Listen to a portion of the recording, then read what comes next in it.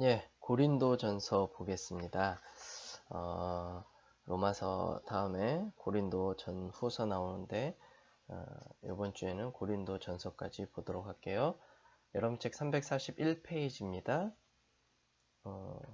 로마서 마찬가지로 파워포인트 내용 또 책의 내용 이렇게 번갈아 가면서 강의를 하도록 하겠습니다. 자, 고린도전서 먼저 고린도시에 대해서 한번 보도록 할게요. 여러분 책 보시면 고린도시는 기원전 146년에 로마의 침공으로 파괴된 이래 재건이 금지된 채 약 100년간 폐허로 내버려져 있다가 기원전 44년에 율리우스 시저의 명으로 재건되어 로마의 식민지로 편입되었다. 기원전 27년에는 로마의 행정구역인 아가야 주 수도로 되면서 총독의 주재지가 되었다. 기원 50년경에 바울이 방문할 당시 고린도는 이 재건된 도시였다. 네. 그 내용이 있고요. 그 다음에 고린도는 교통과 교역의 요지에 위치하고 상업과 무역이 번창했습니다. 이 무역의 교통지, 그러니까 조금 바다와 가까우면서도 완전히 바다에 접해 있지 않는 그러한 도시, 그러면서도 조금 평지면서 옛날엔 좀 뭐 강도 좀 흐르고 이런 도시들이 좀 무역의 교통지, 상업과 그 다음에 무역이 번창하는 그러한 도시로 발전될 가능성이 많은 도시였죠. 예, 뭐 이집트도 그렇고 그 다음에 로마나 예, 그리스도 그렇고 예, 그런 도시들이 많이 발전이 됐습니다. 그래서 고린도시도 항구 도시면서 또 그렇기 때문에 무역의 중심지였고 그랬다라는 것. 고린도 인구 절반은 로마인이고요. 나머지 절반은 그리스인과 다른 나라의 무역 상인들로 구성되어 있었습니다. 그 다음에요. 주민의 4분의 1은 노예였고요. 하층민들이 많았고 빈부격차가 심했다.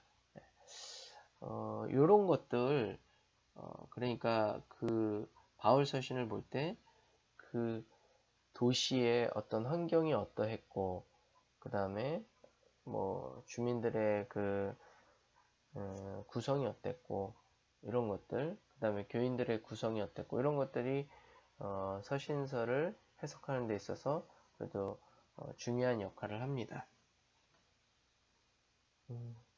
이런 내용들이 방금 말씀드렸던 내용들이 342페이지, 343페이지에 걸쳐서 쭉 나와 있습니다.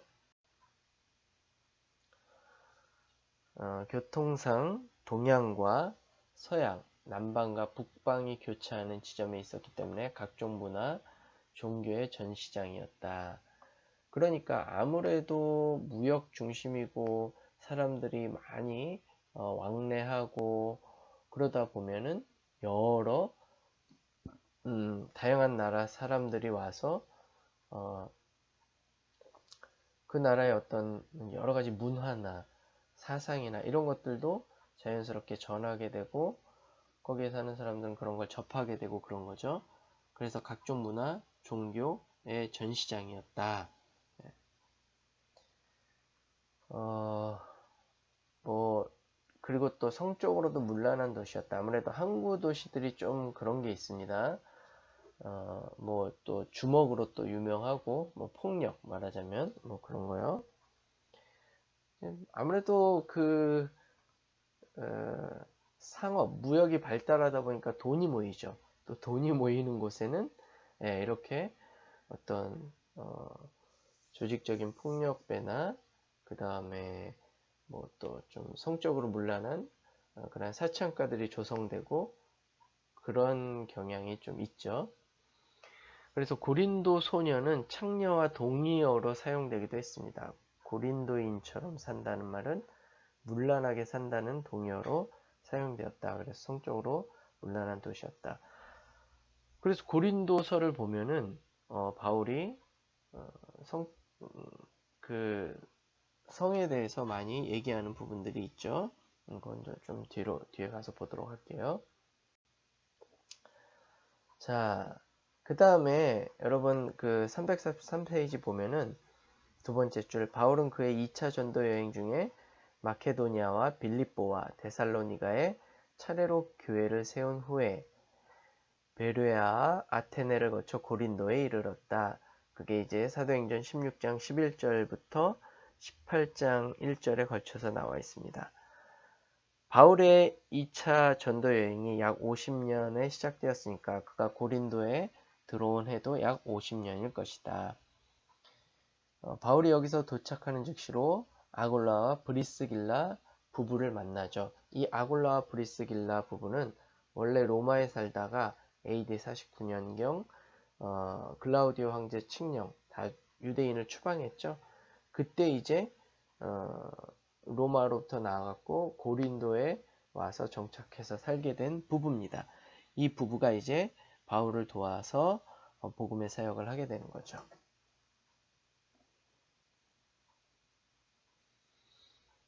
바울은 고린도에 약 한 1년 반 정도 머물렀고요. 여기서 아굴라 브리스길라를 만났고, 네, 말씀드렸고, 바울은 그들과 천막을 만들면서 생업을 하고 복음을 전했습니다. 그런 내용이 343페이지에 나와 있고요. 바울이 이제 고린도에 체류하게 된 그런 배경들을 한번 보면요. 고린도는 이방인들이 많았기 때문에 바울이 거주하기 유리한 조건이었습니다. 그러니까 복음을 전할 대상들이 많았다라는 거죠. 네. 그 다음에 이제 디아스포라 유대인들이 많지 않았기 때문에 바울을 박해하는 사람들이 많지 않았다. 그런 의미에서 또 바울이 거주하기 유리한 조건이 조성됐다라는 겁니다. 상인들과 관람객들이 많이 드나들었기 때문에 천막 만드는 일이 유용했을 것이다. 글쎄요. 여기서 천막을 사가는 사람도 있었을 테고, 아니면 뭐 특별히 어떤 숙소에 머무르기보다는 오래 머물 거다 그러면 천막을 지어서 거기 안에서 거주하고, 그러면 아무래도 비용을 좀 절감할 수 있겠죠. 뭐 옛날에는 또 아무래도 그 유목민들도 많았고 그런 제대로 된 집도 있었겠지만 엉성하게 지은 집들도 많았고 천막도 많았고 그렇기 때문에 이렇게 뭐 천막 만드는 일이 좀 어느 정도 수요가 많았다, 그렇게 볼 수 있습니다. 여러 계층의 사람이 있었기 때문에 복음 선포의 필요성이 극대화되었다. 자, 그러면 이제 고린도 전서의 저술 동기를 한번 보도록 하겠습니다.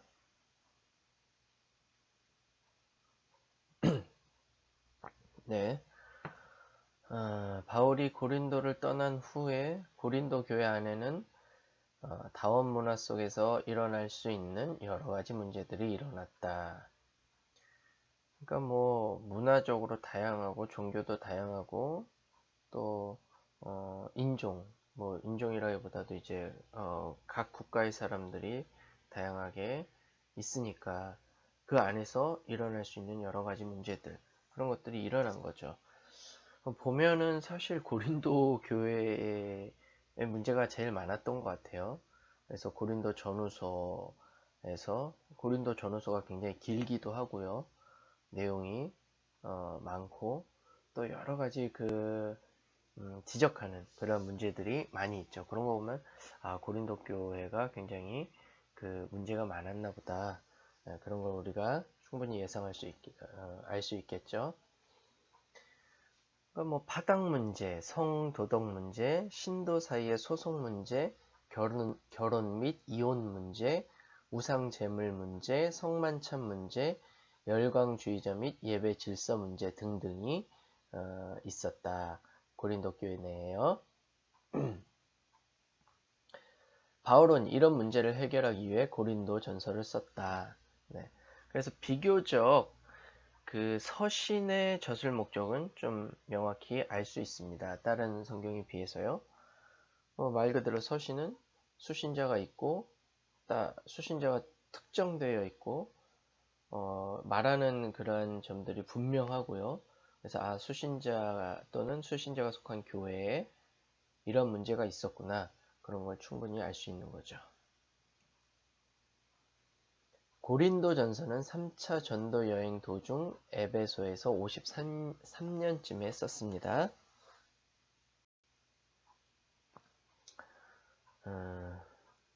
그런 내용이 이제 우리 방금 설명했던 내용이 344페이지부터 345페이지에 걸쳐서 나와 있습니다. 지금 제가 이렇게 강의를 하는데 여러분은 책을 읽으면서 그 옆에 그 성경 구절이 나오잖아요. 그런 것들을 좀 찾아서 읽어가면서 여러분이 책도 보고 그러면은 훨씬 더 성경 이해나 뭐 여러모로 공부가 될 겁니다. 그렇지 않고 책만 쭉 보게 되면요. 나중에 학생들 좀 그런 말을 하는 학생들이 있어요.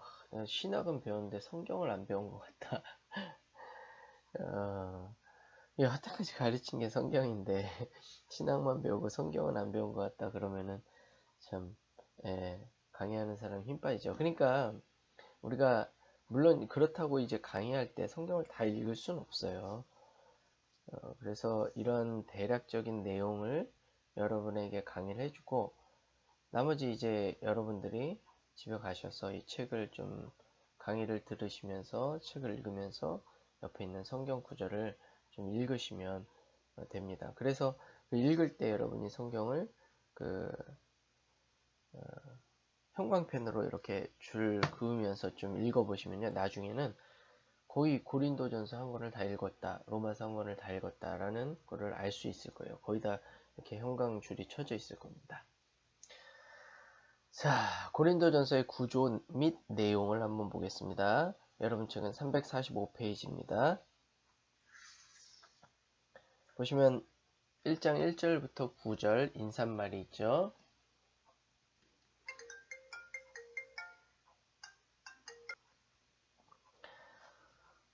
본론이 그렇게 되고요. 이 본론 안에선 1장 10절부터 4장 21절까지 파당 문제를 얘기하고 있습니다. 바울이 서신을 쓰면서 고린도전서에서 가장 먼저 파당 문제를 얘기했다. 이건 굉장히 좀 시사하는 바가 있습니다. 교회 안에서 가장 큰 문제가 또 보편적인 문제가 이 파당 문제라는 것. 인간이 이제 이 파당 짓고 편 짓고 이러기를 좋아하죠. 이 당시 교회는 그닥 크지도 않았습니다. 초대교회는. 그런데도 여러모로 파당이 있었다. 글쎄요, 구체적으로 몇 명이 있었고 어떤 파당을 지었는지 는 모르겠지만 이제 요 본문에 나와 있듯이 몇몇 파당이 있었답니다. 나는 바울파다, 나는 아볼로파다, 나는 뭐 그리스도파다 그러면서 몇몇 파당이 나오는데 이런 파당 문제에 대해서 바울이 얘기를 합니다. 그 다음에 음행 문제에 대해서 얘기하고 있고요. 5장하고 6장에서 음행 문제에 대해서 얘기를 하고 있습니다. 그 다음에 성도 간의 소송 문제에 대해서 얘기를 하고 있고요. 그게 6장 1절부터 11절 말씀입니다. 혼인 문제, 부부 생활 문제가 7장에 나와 있고요. 우상 제물 문제 8장부터 10장에 나와 있습니다. 자세한 이런 내용들은 좀 뒤에 가서 하도록 하겠습니다. 조금 일단 이렇게 구성이 된다라는 것. 자, 예배에 관한 문제, 여성이 머리에 너울을 쓰는 문제, 성만찬 문제, 네, 그렇게 있고요. 12장부터 14장은 은사 문제고요. 죽은 사람들의 부활과 종말 문제 15장에 나와 있습니다. 헌금과 자신의 전도 여행 계획 16장 1절부터 12절 말씀입니다. 그 다음에 16장 13절부터 24절 맺는 말. 자, 그러면 고린도전서의 주요 신학사상을 한번 보도록 하겠습니다.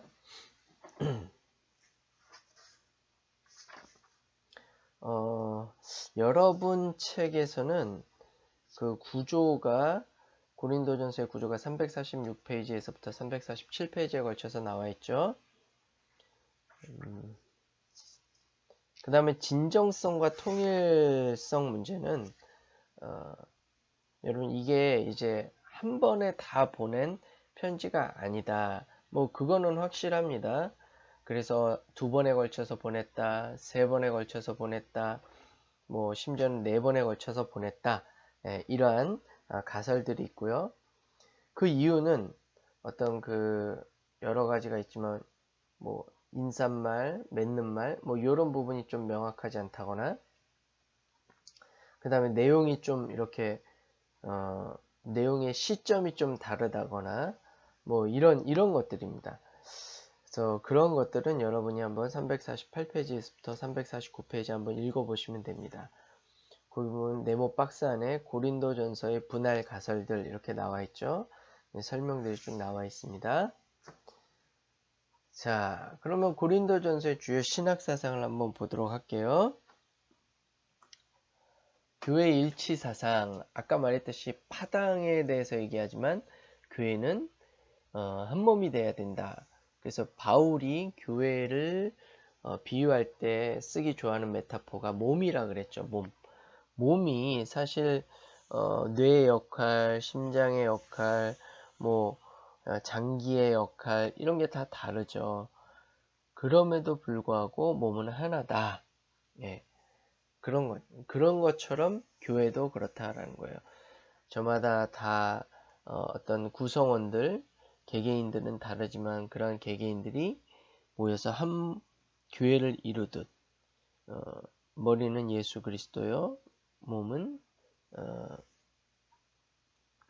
여러 우리 신체는 교회의 구성원들이다. 뭐 그러한 신학 사상을 바울은 가지고 있다라는 것입니다. 개인의 영성, 능력이 교회의 일치를 보증하는 것은 아니다. 오히려 공동체, 다른 사람과의 관계, 협력 이런 것들이 중요하다라는 걸 말하고 있습니다. 몸이 머리의 말을 통해 움직여야 하듯 교회도 예수 그리스도를 통해서만 한 몸이 될 수 있다고 바울은 역설을 합니다. 저마다 서로를 주장하면 한 몸이 제대로 기능을 못하듯, 그렇죠? 머리는 앞으로 가고 싶은데 다리는 뒤로 간다. 그러면 안 되겠죠. 그런 겁니다. 예를 들자면요. 자, 몸의 어느 한 부분이 유난히 뛰어나다고 해서 건강한 것이 아니듯 교회에서 어떤 한 개인이 뛰어나다고 해서 그 교회가 일치하고 건강하다는 것을 의미하는 것은 아니다. 그러니까 뭐 어느 한 개인이 유별나게 뛰어나서 그 교회를 이끌어간다. 그런 교회는 사실은 건강한 교회는 아닙니다. 왜냐하면 그 한 사람이 빠져버리거나 뭐 어떻게 되거나 그러면 뭐 그 교회는 여러모로 좀 문제가 많이 생기겠죠. 네. 그래서 어느 한 개인이 뛰어나다기보다 다 저마다 가진 그런 달란트를 조금씩 내어서 협력해서 선을 이루는 것이 굉장히 교회의 중요한 부분이다라는 것입니다. 조화를 이루어야 한다라는 거죠. 조화. 그러니까 이게 굉장히 중요해요. 어떤 목사님은 뭐 예를 들어서 새로운 반주자가 굉장히 그 피아노를 잘 친다 그러면 기존에 있던 반주자는 말없이 물러나는 게 우리 교회의 규칙이다. 뭐 그러는데 이게 이제 그런 거죠. 뭔가 조화나 공동체의 덕이나 넓은 의미에서 좀 공동체 전체를 본다기보다도 너무나 그 기능적이고 그런 면에서만 이제 접근하는 거라서 저는 바람직하진 않다고 생각합니다. 자, 고린도 교회 분열은 성경에 대한 의견 차이에서 기인한 것이 아니라 누구에게 세례를 받았느냐에 따라서 갈라진 것이다. 고린도전서 1장 13절부터 17절을 보면 그런 거 우리가 자세히 알 수 있습니다.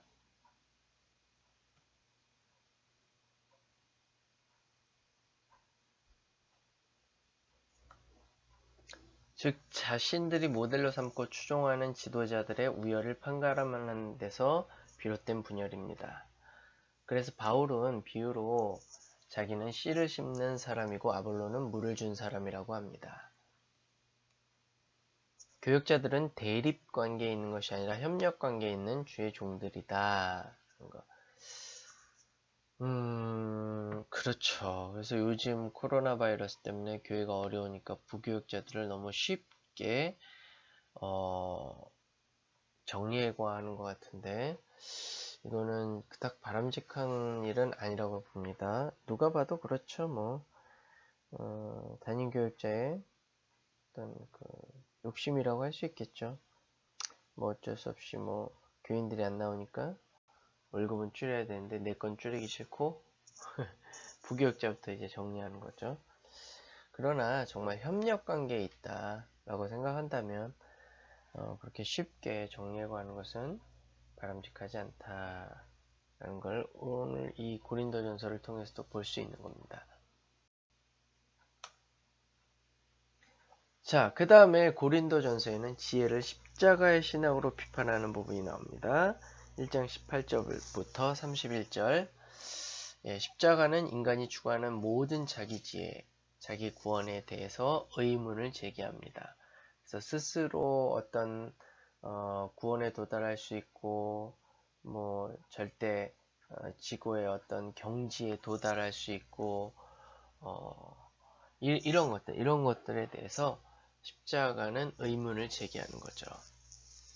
왜냐하면 십자가는 능력이 아니라 무능력으로 인도하는 십자가고 기쁨의 환호가 아니라 탄식으로 인도하는 십자가고 영광이 아니라 수치로 인도하는 십자가이기 때문에 그렇습니다.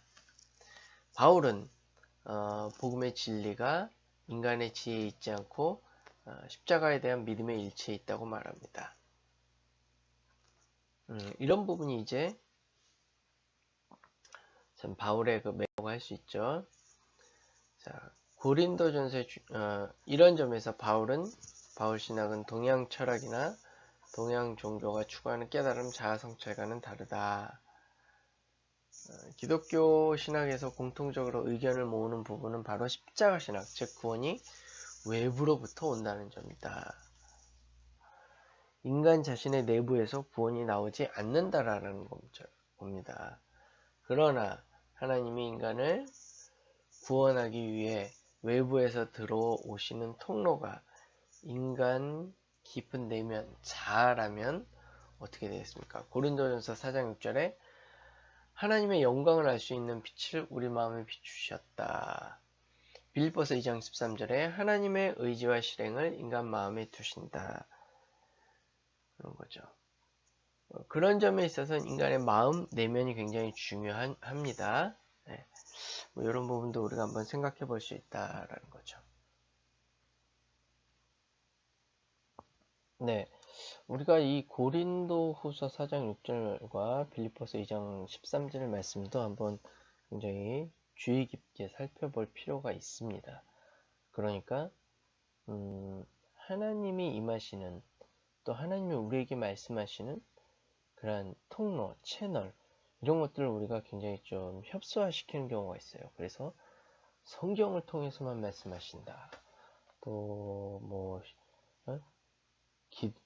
그러니까 또 때로는 뭐 목사님을 통해서 말씀하신다. 뭐 그럴 경우도 있지만 무엇보다 우리가 기도하고 말씀을 읽을 때 우리 마음에 빛을 비추어 주시는 하나님, 또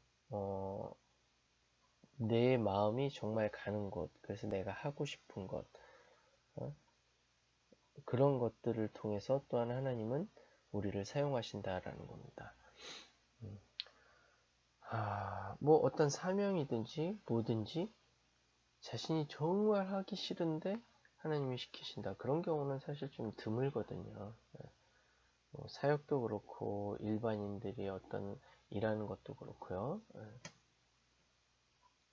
자, 그래서 하나님이 인간에게 계시하시고 말씀하시고 구원을 베푸시는 통로가 십자가이긴 하지만 또 그 외에 다른 하나님이 우리에게 말씀하시고 임하시는 여러 통로를 우리가 그렇게 협소할 필요는 없다라는 것, 오늘 이 고린도 전서 말씀을 통해서도 알 수 있는 거죠. 그 다음에요. 또한 십자가는 이 세상의 가치 전복 또는 의식 전환이다. 왜냐? 이 세상이 가치 있다고 여기는 것들, 복된 것이라고 여기는 것들과는 정반대를 말하고 있기 때문이다. 그렇죠. 승리하고 이기고 지배하고 다스리는 것이 메시아인 줄 알았는데 메시아가 아주 무력하게 십자가에 달려 죽는단 말이에요. 이거 그래서 헬라인들은 이게 무슨 뭐냐, 지혜로운 것도 아니고 뭐 그런 거예요.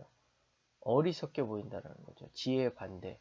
헬라인에게는 어리석은 것이고 유대인에게는 아니 메시아가 나무에 달려서 죽다니, 그래서 꺼리끼는 것이 되는 겁니다. 그러나 하나님을 믿는, 예수 그리스도를 믿는 우리에게는 하나님이 구원을 주시는 능력이다라는 겁니다. 그 십자가가. 그러니까 이 세상에 가치 있다고 여기는 것들, 복된 것이라고 여기는 것들과는 정반대를 말하는, 이 세상의 기준, 가치 판단, 척도 이런 것들의 전복을 얘기하는 거죠. 그래서 의식 전환이 필요하다. 예를 들자면 그전에는 받는 자가 복된데 이제는 주는 자가 복되다는 겁니다. 예수님이 그렇게 말씀하시는 거예요. 주는 자가 받는 자보다 복되다. 십자가 앞에서 모든 우월사상, 배타주의, 공로주의, 율법주의는 설 자리를 잃습니다. 그래서요.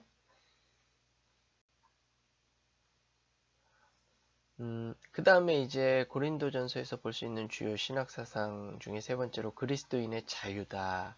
네? 율법으로부터의 자유를 얘기하고 있습니다. 그러나 더 나아가서 이 스펙트럼을 확대해 보면은 여러모로 자유가 있는 거죠. 사람에 대한 어떤 두려움, 그런 것들도 자유하게 되고, 그러니까 바울이 그랬죠. 우리가 피차 사랑의 빛 외에는 지지 말자. 다른 사람에게 바라는 것도 없기 때문에, 다른 사람을 두려워할 일도 없고 다른 사람을 두려워하지 않기 때문에 자기는 자유로운 겁니다. 세상의 이목, 이런 것도 다 다른 사람에 대한 두려움이죠. 자기 자신에 대한 두려움, 이런 것들로부터도 자유로워진다라는 거죠. 자유와 지혜는 기준 없는 자기 표현, 자기 개발, 자기 지식이나 지혜에서 나오는 것이 아니라 다른 사람들과의 관계에서 나오는 것입니다. 8장부터 10장에서 볼 수 있듯이 무분별한 자유는 공동체의 일치를 깨뜨릴 수 있습니다.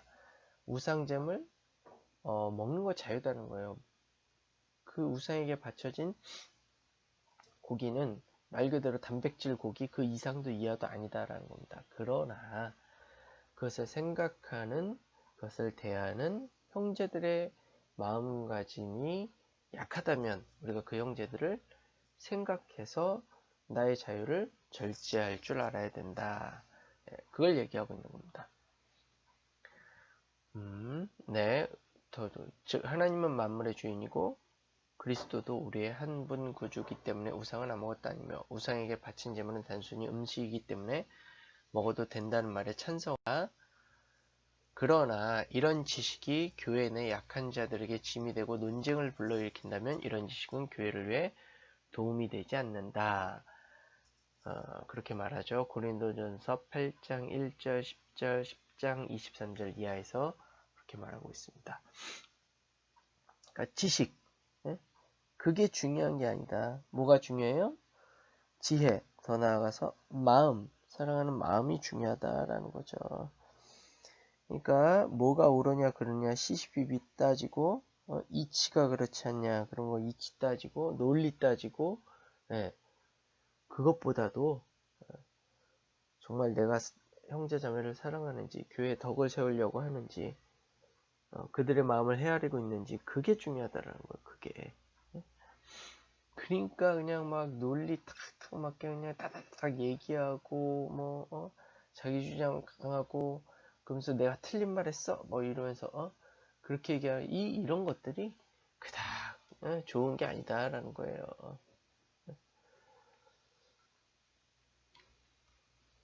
그렇다고 바울이 약한 자의 편만 든 것은 아닙니다. 바울은 우상 제물을 먹는 자유를 형제 사랑의 문제, 즉 마음으로 돌린다는 거예요.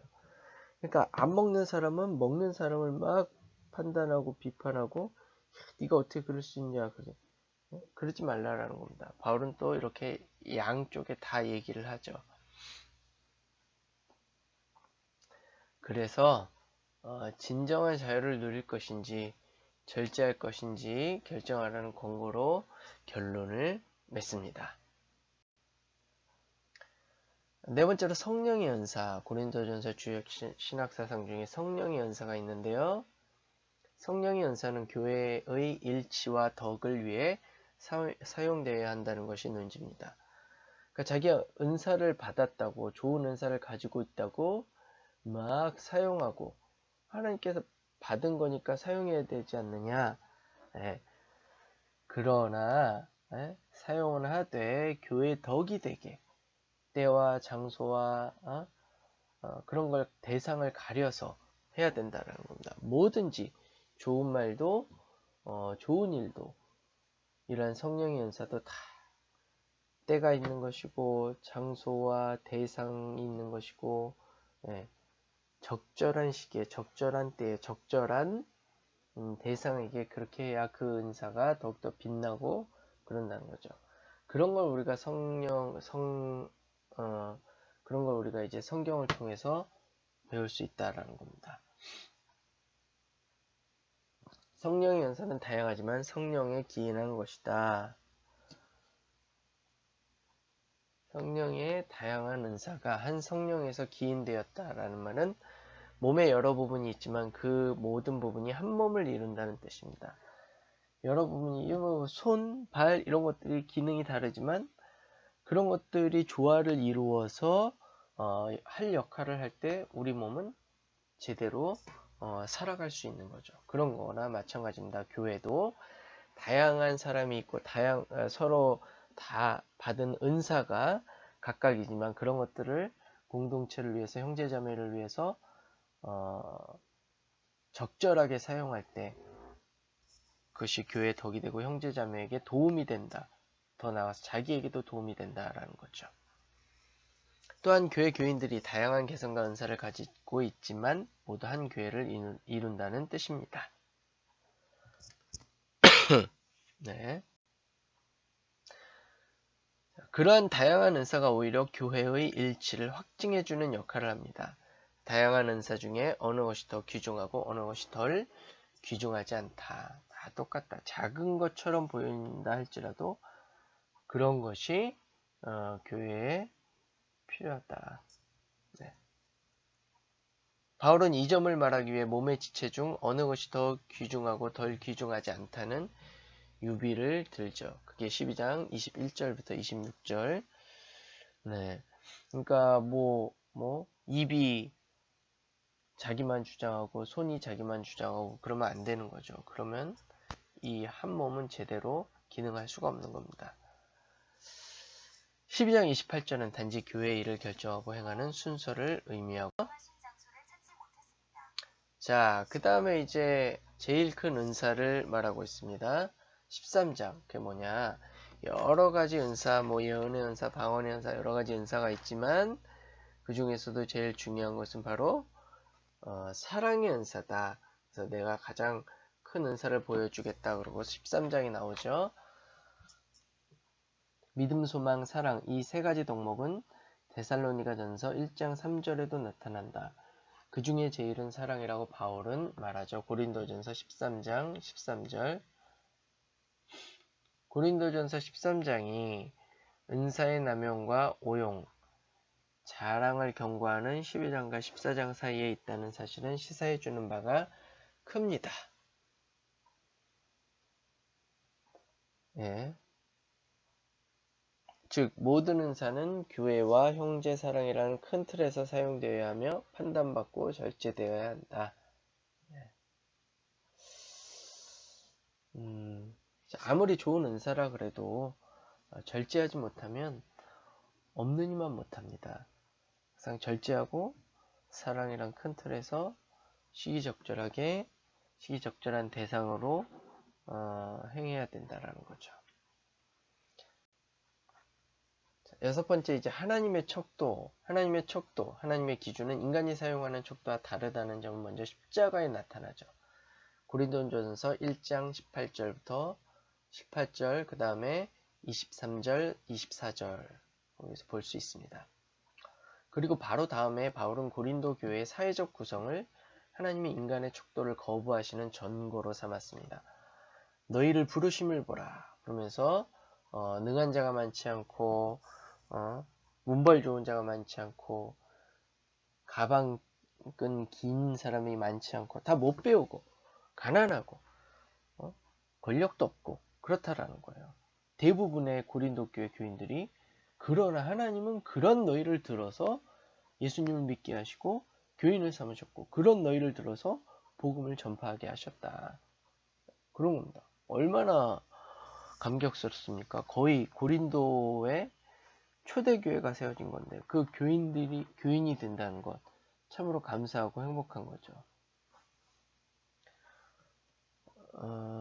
많은 하류층과 소수의 하류층만이 고린도 교회에 속한다는 사실은 인간적인 판단을 거부하시는 하나님을 보여주고 하나님의 섭리와 또 하나님이 일하는 방식이 오묘함을 보여줍니다. 고린도전서 1장 26절부터 29절에 나와 있습니다. 하나님은 이 세상에서 미련한 사람, 약한 사람, 천한 사람, 멸시받는 사람을 들어서 지혜로운 사람, 능한 사람, 문벌 좋은 사람, 있는 사람을 부끄럽게 하신다. 심지어는 패하기도 하신다라는 겁니다.